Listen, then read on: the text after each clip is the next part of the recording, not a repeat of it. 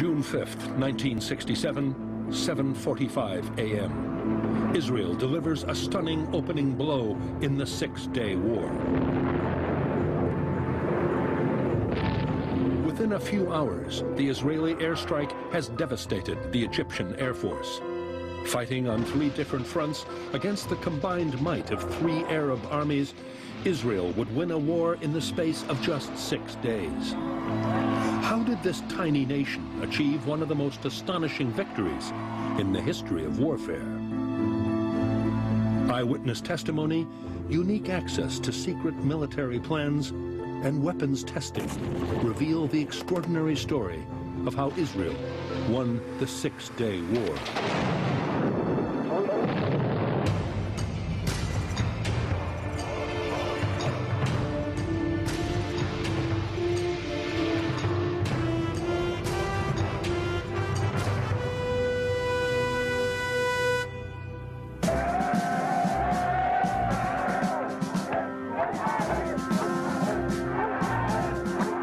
In early June 1967, tensions in the Middle East were rising. Egyptian President Gamal Abdel Nasser had called on the Arab nations to destroy Israel. War seemed inevitable. Israel faced the grim prospect of a simultaneous invasion from Egypt, Syria, and Jordan. The combined Arab armies had a massive superiority in numbers of soldiers, tanks, and fighter aircraft. Israel was viewed not only by themselves, but by the rest of the world as a scrappy little nation on the very edge of survival. The general mood in the Arab world was that Israel is not that strong, it could be defeated. Yet against most expectations, the opposite happened. In less than a week, Israel had defeated its Arab neighbors. How was such a stunning victory achieved? To understand the reasons for Israel's victory, it's necessary to go back to the early 1960s. At that time, Yoash Sedan was chief of planning in the IAF, the Israeli Air Force. It was pretty obvious that not later than '68, they will eventually attack.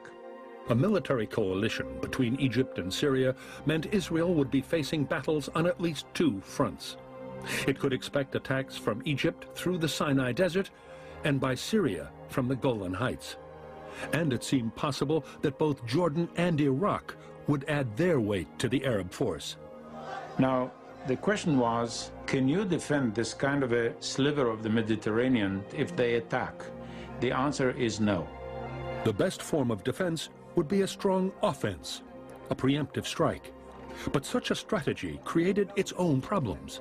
The Israelis could not afford to put all of their oomph against the Egyptians and the Jordanians and the Syrians at the same time. They had to concentrate. The Israelis had to concentrate their force against one enemy at a time. To fight a war the way it wanted, Israel would need to gain air superiority. Once the Arab air forces had been dealt with, Israel could fight each of their ground forces in turn. In 1964, Sedan's team came up with an unorthodox plan. The idea that we came to was to strike their airstrips. These classified plans have remained secret for 40 years. They reveal how Israel would achieve air superiority.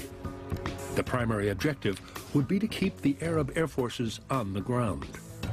By disabling the runways of the Egyptian Air Force, and then the Syrian, etc., you prevent the aircraft from taking off.